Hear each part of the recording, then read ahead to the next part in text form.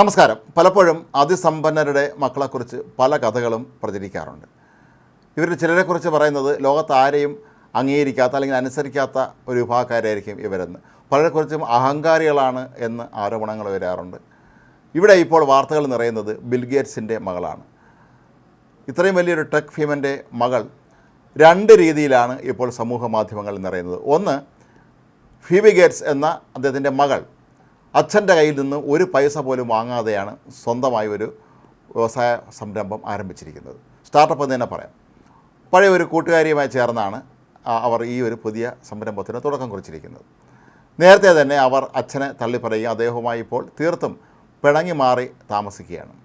ഈയിടെ ബിൽഗേറ്റ്സ് തന്നെ പറഞ്ഞിരുന്നു, എൻ്റെ മകൾ എന്തെങ്കിലും ബിസിനസ് സംരംഭം ആരംഭിക്കാൻ തുടങ്ങുകയാണെങ്കിൽ അതിന് ഞാൻ പൈസ കൊടുക്കേണ്ടി വരുമല്ലോ എന്ന്. അദ്ദേഹം തമാശയായും പകുതി ഗൗരവമായിട്ടാണ് ഇക്കാര്യം പറഞ്ഞത്. പക്ഷേ മകളാകട്ടെ അച്ഛൻ്റെ ഒരു സഹായം സ്വീകരിക്കാതെ സ്വന്തമായി തന്നെ ഒരു ഓൺലൈൻ സംരംഭമാണ് ആരംഭിച്ചത്. ഫിയ എന്ന പേരിലാണ് ഈ കൊമേഴ്സ് സ്റ്റാർട്ടപ്പ് മകൾ ആരംഭിച്ചിരിക്കുന്നത്. സ്റ്റാൻഫോർഡ് യൂണിവേഴ്സിറ്റിയിൽ നിന്ന് ബിരുദം നേടിയ വളരെ മികച്ച അക്കാഡമിക് പശ്ചാത്തലമൊക്കെ ഉള്ള ഒരു യുവതിയാണ് ഈ പെൺകുട്ടി. സ്റ്റാൻഫോർഡ് യൂണിവേഴ്സിറ്റിയിൽ നിന്ന് ബിരുദം നേടിയ വളരെ പ്രശസ്തമായ നിലയിൽ വിദ്യാഭ്യാസമൊക്കെ തന്നെ പൂർത്തിയാക്കിയ ഒരു യുവതിയാണ് ഫീബി. ഏതായാലും അച്ഛൻ്റെ സഹായമില്ലാതെ തന്നെ അവർ സ്വന്തമായി ബിസിനസ് നന്നായി നടത്തിക്കൊണ്ട് പോകുന്നു എന്നാണ് അവരും മറ്റുള്ളവരൊക്കെ തന്നെ പറയുന്നത്. പക്ഷേ ഇതിനിടയിലാണ് മറ്റൊരാൾ ഇവർക്കെതിരെ ഒരു പരാതിയുമായി രംഗത്തെത്തിയിരിക്കുന്നത്. പണക്കാരുടെ മക്കൾക്കെല്ലാം ഉള്ള ചില സ്വഭാവങ്ങൾ ഫീബിക്കുമുണ്ട് എന്നാണ് ഇയാൾ ആരോപിക്കുന്നത്. ഫീബിയുടെ പ്ലാറ്റ്ഫോമിലാകട്ടെ 40,000-ഓളം ഓൺലൈൻ സൈറ്റുകളിലൂടെ പുതിയതും ഉപയോഗിച്ചതുമായ ഇനങ്ങളുടെ വിലകൾ തമ്മിൽ താരതമ്യം ചെയ്യാനുള്ളൊരു എളുപ്പമാർഗ്ഗമാണ് അവർ നിർദ്ദേശിക്കാറുള്ളത്. പല ഭാഗത്തു നിന്നും പണം കടം വാങ്ങി ലോൺ എടുത്തുമൊക്കെയാണ് ഫീബി സ്വന്തമായി ഈ ഒരു സംരംഭം തുടങ്ങിയത് എന്നുള്ളതാണ് വാസ്തവം. എന്നാൽ ഇപ്പോൾ സംഭവിച്ചിരിക്കുന്നത് ഇവരുടെ സാങ്കേതിക സഹായം തേടിയ ഒരു ടിക്ടോക്ക് വിദഗ്ധൻ്റെ വിമർശനമാണ്. ജാറോഡ് ജെങ്കിൻസ് എന്നാണ് ഈ ടിക്ടോക്ക് വിദഗ്ധൻ അറിയപ്പെടുന്നത്. ഇദ്ദേഹത്തിൻ്റെ പ്രത്യേകത ലോകത്തെ ആഡംബര വസ്തുക്കളെക്കുറിച്ചൊക്കെ തന്നെ ഇദ്ദേഹത്തിൻ്റെ സമൂഹ മാധ്യമ പേജുകളിലൂടെയൊക്കെ തന്നെ വിശദീകരണം നൽകുക, അവർക്ക് വേണ്ടത്ര പബ്ലിസിറ്റി കൊടുക്കുക. അങ്ങനെ ഓൺലൈൻ രംഗത്തെ വളരെ പ്രമുഖനായ ഒരാൾ കൂടിയാണ് ഇദ്ദേഹം. ഇദ്ദേഹത്തിൻ്റെ ടിക്ടോക്കുകളൊക്കെ തന്നെ ഏറെ പ്രസിദ്ധവുമാണ്.